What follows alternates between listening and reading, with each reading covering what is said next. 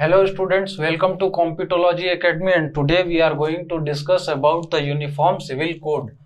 So do subscribe our channel and press the bell icon to get informed whenever we post new videos, so that you are always informed about the new topics. Myself Vidyanand Singh. So let's start. So the Indian Constitution provides for the Uniform Civil Code that is provided in Directive Principle of State Policy, that is the part 4 of the Indian Constitution. Okay, so here under Article 44 it is provided that the state shall endeavor to provide its citizen the Uniform Civil Code.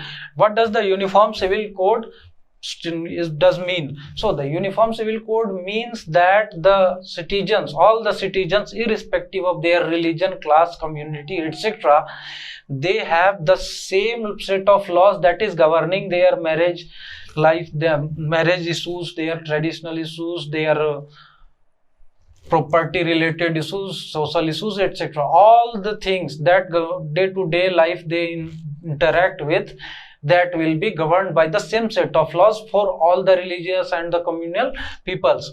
But here is a catch, that under part 3 of the Indian Constitution, that is fundamental rights, under article 25 to 28, it is provided that the religion and the traditional and the social etc. values and the traditions will be preserved, and the people are having the right to preserve their traditional and religious practices.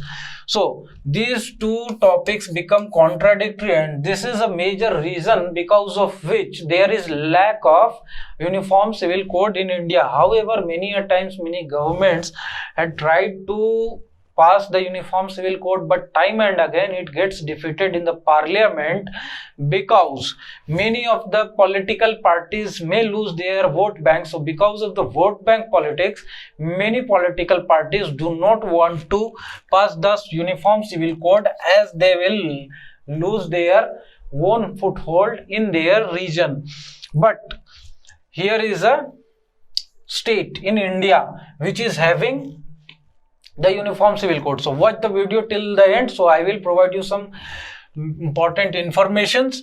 So here the state of Goa, a small state of India, is having a Uniform Civil Code.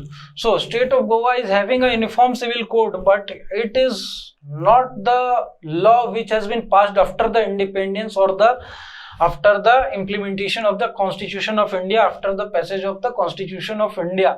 This is because why this has been possible, that the state of Goa is having a Uniform Civil Code.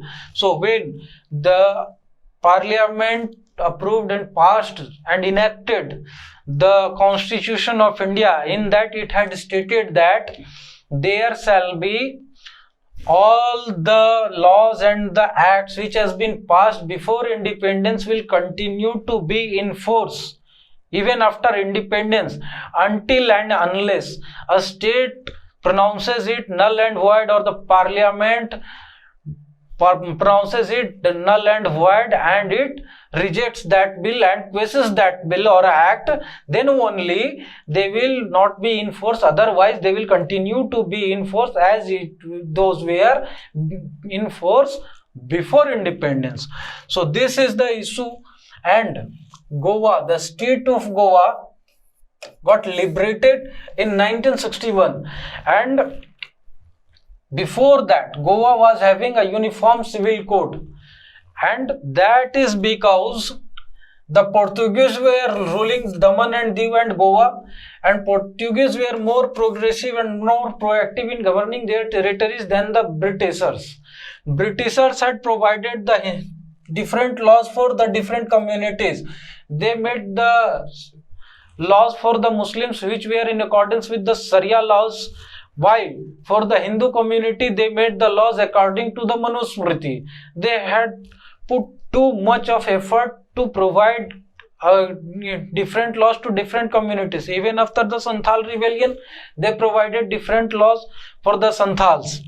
Likewise, in every tribal issues, they used to pass a new act, and they provided the different laws for the different communities, different tribal groups, different ethnic groups, and different regions even, because of which there was a diversity of laws in the territory which were ruled by the British India, while the Portuguese were ruling a very small part of Indian territory, and they provided the Uniform Civil Code. And because of this, the Uniform Civil Code persists in Goa, and Goa is the only state which is having the Uniform Civil Code. And on 27th of March 2021, there was a ceremony, there was a function to inaugurate the new building of Goa High Court, and at that very time Justice Bobde was there to inaugurate the building. And Justice Bobde had a wide exposure with the Uniform Civil Code of Goa, as Justice Bobde was serving as a judge in the Bombay High Court, and maximum time he was on the Goa bench of Bombay High Court, and because of which he is having a wide exposure to the Uniform Civil Code, and he has enumerated several plus points and several benefits of this Uniform Civil Code of Goa, and he is pressing for a Uniform Civil Code for the whole country. But there is a issue that for the whole country it is very difficult to have a Uniform Civil Code because of the diversity of the country. The length and the breadth of the country is full of with different communities, different religious groups, different tribal groups, different ethnic groups, and they are having their own traditional values, and because of which they are having one set of laws which govern their marital issues, their property issues, etc. And because of which it is very difficult to provide a Uniform Civil Code for the whole country. In India, the Hindu Code Bill is applicable only for Hindus, Buddhists, Sikhs and Jains, and for the other religious groups such as Christians, Parsis, Muslims, etc., they have their own set of rule, and because of this they are very reluctant to accept the Uniform Civil Code, and this is the reason there is lack of Uniform Civil Code for the whole country. However, again Justice Bobde had pressed for a Uniform Civil Code and to pass a Uniform Civil Code for the whole country. Same was the case when B.R. Ambedkar was the law minister. He was in favor to incorporate the Uniform Civil Code like of acts even in the constitution itself, but at that very time the Constituent Assembly was reluctant to accept it. That's why he provided those things in the directive principle of state policy. However, after the implementation or enactment of the Constitution of India, he was very forceful to enact the Uniform Civil Code, and he was pressing for that, but he was only allowed to pass the Hindu Code Bill because the Parliament was reluctant to accept the Uniform Civil Code, and even the government was reluctant to accept the Uniform Civil Code, and because of which he drafted the Hindu Code Bill, and even in his draft copy and what was passed there was various differences, and he was very unhappy with that because he was of the view that once the same set of law will governing all the citizens of the country, then there will be no discrimination against any community or any class or any people, and because of this he was in favor of Uniform Civil Code.